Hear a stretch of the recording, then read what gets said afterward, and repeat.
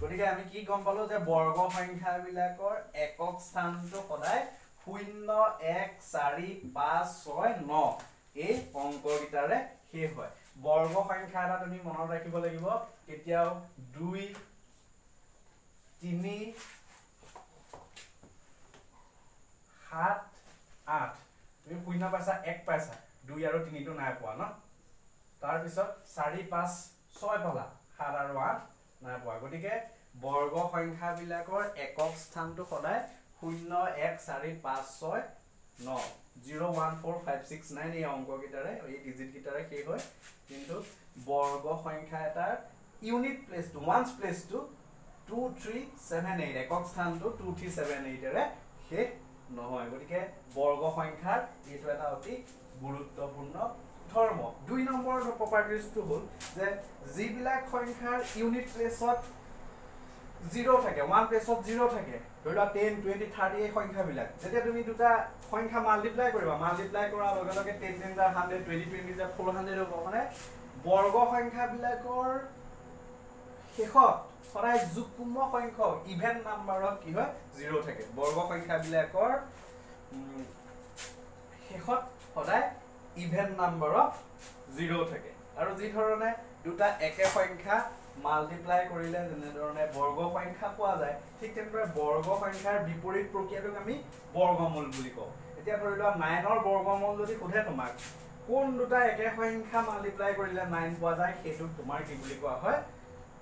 তাৰ বৰ্গমূল বুলি কোৱা হয় এতিয়া 1 ৰ যদি তোমাক বৰ্গমূল সোধে 1 ৰ বৰ্গমূল বুলি ক'লে তুমি কি বুলি ক'বা যে কোন দুটা একে সংখ্যা মাল্টিপ্লাই কৰিলে 1 পোৱা যায় সেইটো হৈছে 1 1 1 যা 1 গতিকে 1 ৰ বৰ্গমূল যিদৰে 1 ৰ বৰ্গমূল সুধিলে তুমি কি ক'বা 1 ৰ বৰ্গমূল সুধিলে তুমি 1 1 যা 1 1 দুটা মাল্টিপ্লাই কৰিলে 1 পাও 1 ৰ বৰ্গমূল গতিকে 1 ঠিক তেনেদৰে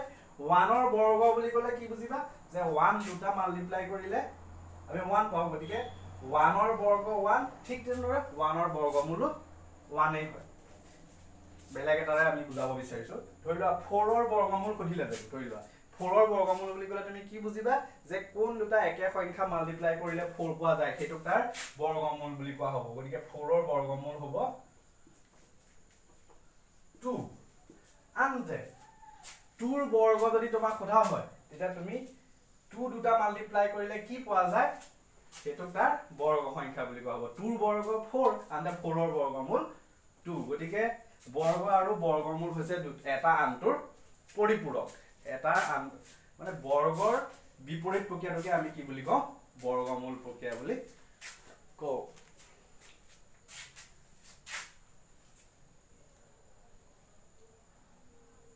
আৰু এটা আমি লগতে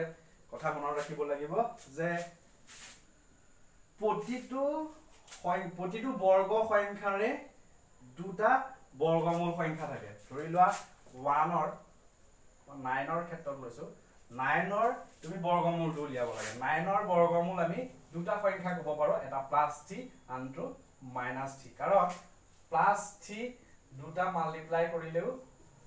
+3 দুটা মাল্টিপ্লাই কৰিলে 9 পোৱা যায় আনতে -3 দুটা মাল্টিপ্লাই কৰিলেও +9 এ পোৱা যাব মাইনাস মাইনাস প্লাস গতিকে এটা বৰ্গ সংখ্যাৰ সদায় দুটা বৰ্গমূল সংখ্যা থাকে এটা বৰ্গ সংখ্যাৰ বৰ্গমূলটো যদি তুমি উলিওৱা এটা বৰ্গ সংখ্যাৰ দুটা বৰ্গমূল সংখ্যা থাকে এটা ধনাত্মক আৰু আনটো হৈছে ঋণাত্মক অৰ্থাৎ এটা পজিটিভ আনটো হৈছে নেগেটিভ গতিকে বৰ্গ আৰু বৰ্গমূল পাঠটোৰ এইকেইটা অত্যন্ত গুৰুত্বপূৰ্ণ 5-6টা মান ধৰ্ম আছে এইকেইটা তোমালোকে মনত ৰাখিব লাগিব গতিকে তাৰ পিছত আৰু এটা ধৰ্ম হ'ল দুটা